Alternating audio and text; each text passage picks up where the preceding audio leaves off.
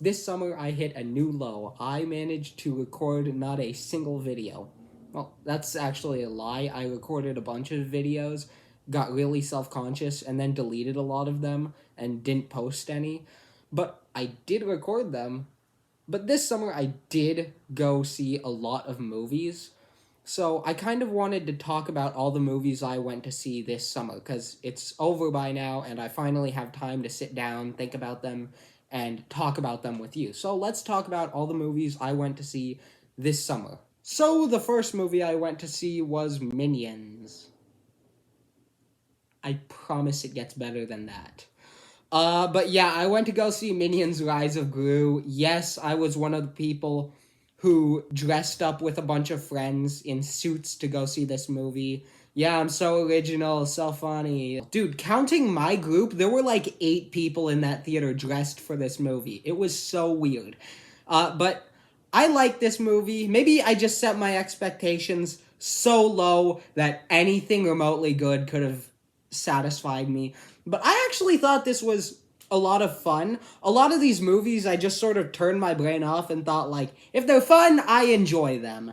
And that's sort of what made me like this movie. Minions Rise of Gru was fun. I liked it a lot more than the first movie because it just feels more like it's trying to be a kids movie than just trying to be something. Like the first Minions movie, they didn't know what they were gonna do. They set a movie to be about these horrifying yellow merchandising tools that they put in a bunch of other movies to merchandise those movies. And so now you just have these mainly side characters and you're making a spin-off movie about them, and it was all over the place. That's what you got in the first Minions movie. And this new one, it's almost like they knew what they were gonna do. Like, they kind of knew the direction that they should be taking with it, and they went that way. So, I actually thought Minions Rise of Gru was pretty good. 3 out of 5 stars. Good movie, just don't expect Shakespeare and you won't be disappointed. So next, I went to go see Elvis with my friend Bennett, and I have some thoughts on this movie. Like, I really like the performance by Austin Butler. Hands down, one of the best biopic performances of all time. He did phenomenal. I really like that part. On the other hand, this movie doesn't really feel like an Elvis biopic. More of just like a series of recreated montages about Elvis that happen to be in chronological order. Like, it feels like the movie version of reading a magazine about Elvis. That's the closest I can put it. Like, you're reading it and you see all these pictures pop up, and then your mind drifts to another song completely, and then something else, and it tells you about something, and it reminds you of another thing, and they have some other things. I'm sure that's what Baz Luhrmann's directing style is, but it just, some of it felt weird to me. Like, after I saw this movie, I told my friend that the only way I could describe the experience of this movie was you tried to kill yourself by overdosing, but you just missed the mark, so instead you just had the wildest trip of your life for 2.5 hours over an Elvis documentary. Like, that's how Elvis felt. It felt like an overdose while you were watching an Elvis documentary. I really liked the performances, though. I really liked how Austin Butler actually performed songs by Elvis. Like, he was actually the one singing. And I thought it was kind of a cool Easter egg how not Forrest Gump, Tom Hanks in Forrest Gump actually played the man who supposedly taught Elvis the move that made him famous. I started moving around to the music, swinging my hips. And then 28 years later, Tom Hanks comes back to play the man who supposedly made Elvis who he was. I thought that was kind of a cool Easter egg. And one nitpick I wanted to add, well, not even like a nitpick, just something I'm really mad about. I am so upset that there was a remix of Viva Las Vegas and Toxic by Britney Spears in the movie. So, Viva Las Vegas. There was that fairy tale wedding. And a honeymoon on Frank Sinatra's jet. And it was not once in the soundtrack. I looked through the soundtrack after because I thought it was really cool. I thought it was a cool remix. And there was nothing. The closest you'll find is really terrible recreations of that remix on YouTube. They're all bad. Just release it on the album. I'm so upset at this. It breaks my heart. And the other thing I wanted to mention was more of a story.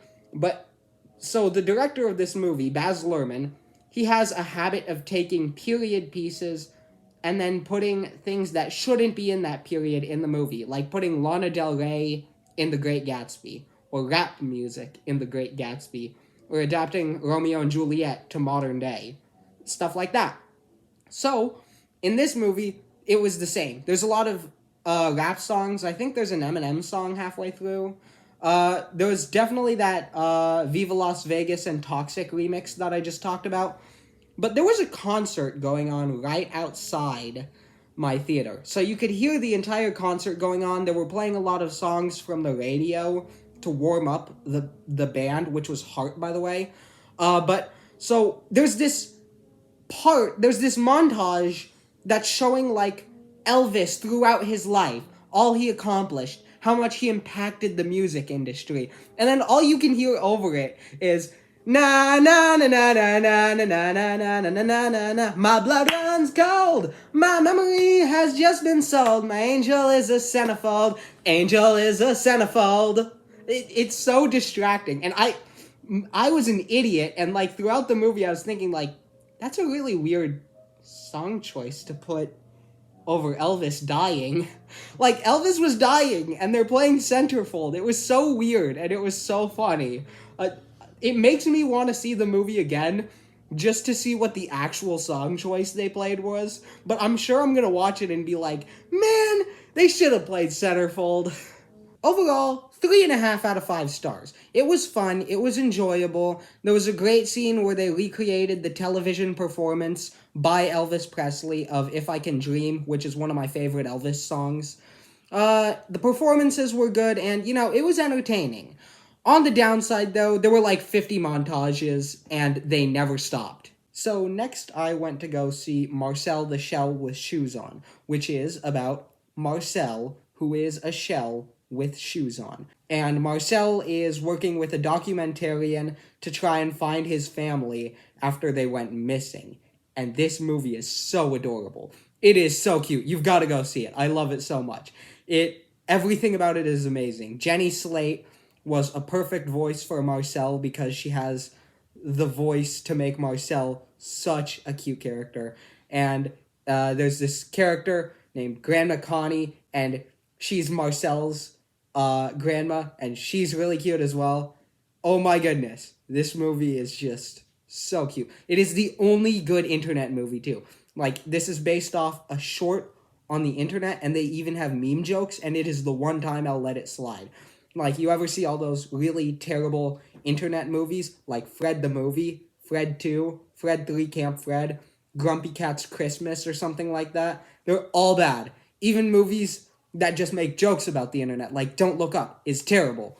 But this movie is golden. It is so good. It is one of my favorite A24 movies. It's an A24 movie. It's a kids movie. It's one of my favorite kids movies. I love this movie so much. I cried in the middle of it. My cousins who brought me, thanks Olivia and Gavin for bringing me and my brother Patrick to go see this movie. I don't know if they cried. I cried like a baby. Understandably, it is so sad, so cute. Go watch this movie, please. It is so good. So overall, 5 out of 5 stars. This movie is perfect. It's wholesome. It's adorable. It's now one of my favorite movies of all time. It's definitely my favorite on this list, and there's nothing wrong with it. Then I went to go see Vengeance, which was written by, directed by, and stars B.J. Novak, who you might know as Ryan Howard from The Office. And in this movie, B.J. Novak plays Ben Manalowitz, who is this journalist from New York who really wants a podcast. And he ends up finding out that his, not girlfriend, but this girl that he hooked up with a few times has died. Her name's Abilene Shaw. And so he flies down to her home state of Texas to console the family, to show up at her funeral, and he ends up staying because the family not only thinks that Ben was closer to Abilene than he actually was, but also they think Abilene was murdered with no proof whatsoever. This is clearly denial. She very obviously OD'd, and so Ben follows this family around. He says he wants to get to the bottom of the mystery, but clearly what he wants to do is he wants to make fun of this family. He wants to get his own podcast. He wants to create all these false insights that he had in the world and comment them on, this grieving family. He wants to use this family to show all these thoughts he has about how America is in denial and Texans are stupid, stuff like that. And so he starts out this movie as this cynical a-hole, but like any cynic in a land he dislikes, he eventually realizes that, maybe there's more to this than he thought. He starts to spend more time with this family that's grieving, that's in denial, and he bonds with them. And it's really sweet. He ends up getting close to this family, getting accustomed to the Texas lifestyle, realizing the beauty behind it. And it's just a really great movie. I just talked a bit about it. I said it's great. And speaking of the fact that it's great, more of a personal achievement, this was the first movie I drove to see. I've been learning to drive this summer, and this was the first movie that I was behind the wheel when we were all going to see it. That's cool. But I know I just talked a lot about how great this movie is, but I'm not going to get into the specifics of why it's great yet, because I want to review this on its own. I have a lot of thoughts about this movie that probably won't fit into this video because I spent so long talking about Elvis. But I'm going to go do a review of this movie maybe in October, probably in November. But yeah, when that comes out, you'll have my full thoughts on it. But for now, here's all you need to know. So I won't give Vengeance a star grade like all these other movies, because I want to review it much later and give it a letter grade instead, and I don't want to spoil that review too much. So, what I will say is Vengeance is a great movie. Next, I went to go see Thor: Love and Thunder, and I am so happy that I went to go see another movie after this, because if I ended a great season of going to see a bunch of movies I really loved in theaters, and then ended on Thor: Love and Thunder, that would have been the most disappointing thing ever. This movie was terrible. It relied mostly on 2011 meme humor. The CGI was awful. Look at this. What is this? It is so bad. And then you have the fact that the one redeeming quality about this movie, Christian Bale as the main villain, Gore the God Butcher, gave a great performance for all 10 minutes he was in the movie. That's right, this movie is 2 hours long, and Christian Bale was in the movie for 10 minutes. The main villain. He was amazing. If only they actually put him in the movie for longer. And then Russell Crowe was also in this movie, and he was actually pretty funny. Like, he was the only intentionally funny part of the movie that made me laugh, other than the beginning when I didn't realize, like, oh, this is not supposed to be terrible intentionally. Russell Crowe was the only intentionally funny part of this movie that made me laugh, and he was in the movie for 4 minutes. Yeah, they just have two of some of the greatest actors working today, and neither of them were in it for longer than 15 minutes, especially the main villain. And it disappoints me so much because unlike Doctor Strange in the Multiverse of Madness, which was bad because of studio interference, I don't think the studio actually interfered with this movie. Like, this just seems like Taika Waititi's own work. He directed this movie, and it's really disappointing that he directed this movie and the studio never interfered, probably, because he was on a streak of directing non-stop good movies. He had What We Do in the Shadows, Boy, Hunt for the Wilder People, Thor Ragnarok, Jojo Rabbit, and then this piece of garbage just plops on his plate like a turd. This movie was terrible. Honestly, if you're gonna do a Marvel marathon, I wouldn't advise this in any other movie. Like, I hate Captain Marvel and Iron Man 3, and I would still advise watching them, just cuz. But this movie, don't even bother watching it. It's not worth your 2 hours. Instead, just go watch a recap on YouTube. That's the easiest you can do. watch a recap. Or if you want, if you know me, text me. I'll go spoil the whole movie for you. It's better than watching it. Like, the only part I really didn't have any problems with was the soundtrack. The soundtrack to Thor Ragnarok was really good, and it's the same for Thor Love and Thunder. Thor Love and Thunder had an excellent soundtrack. I like how it's mostly just 80s music, so that was really good. And I like when Thor Love and Thunder actually plays November Rain by Guns N' Roses. They skip the first 6 minutes of the song, which are still really, really good. But they just skip straight to the last 2 minutes of the song, which are just perfect in every way. And then also, I liked Christian Bale as Gore the God Butcher.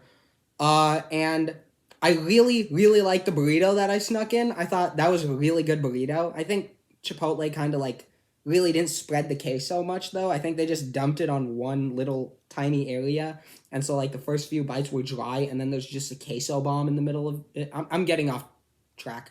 But yeah, this movie, not to mention, I have a feeling it was based on Jason Aaron's Thor comics, especially Mighty Thor, obviously. Like, obviously it was based on the Mighty Thor comics. But those comics are so good. And this movie was so bad. And it had a good director, a phenomenal cast, by the way. Like, of all the Marvel movies, I think this has the best cast. Christian Bale, Russell Crowe, Chris Hemsworth, Natalie Portman, Taika Waititi himself. And that didn't save this movie. Nothing saved this movie except a good burrito. And you know how bad this movie was before I finish? This movie was so bad that when I went to go see this with my brother, no one else was in the theater. And I don't mean like barely anyone. Not a soul was in the theater. The theater was so empty that we could do this. Hey Patrick, how does it feel to have the entire theater to ourselves? What? Do you like it? I mean, it's nice. I'm in BC with King right now. Hey Patrick, what did you think of the movie? What? What did you think of the movie? And this.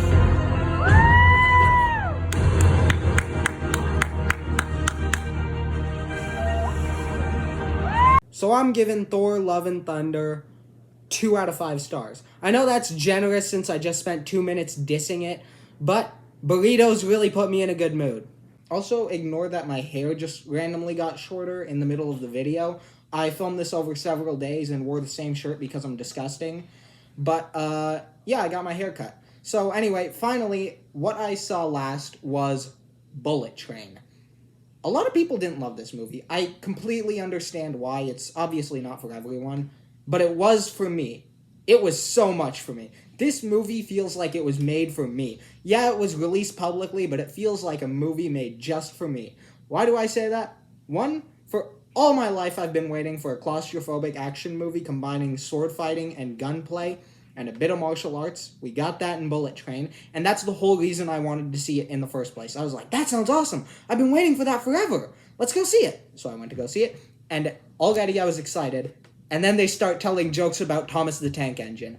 Oh my goodness, that was enough to get me hooked. Thomas the Tank Engine is like the best show ever.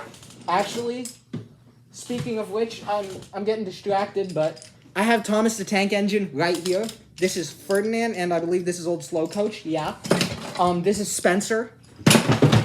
I have a bunch in here. I love this show so much. It's the best thing ever. I'm such a Thomas the Tank Engine fan. So seeing it in here made my experience so much better. Like, seeing this in theaters made my day because I loved seeing a grown man fanboy over Thomas the Tank Engine. And if you don't think that's enough, like maybe I was just a Thomas fan when I was a kid, here's some drawings I made of Thomas the Tank Engine to torture my friend Kyan in Spanish class. But anyway, Bullet Train was such a good action movie. I had a great time with it, and I'm gonna give it, this is a really high rating, and it feels really high for like an action comedy, 4 out of 5 stars.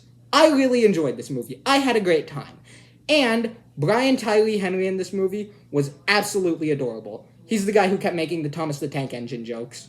Well, that just about wraps up my thoughts for what I saw this summer. It's really late, but I felt like I wanted to talk about it.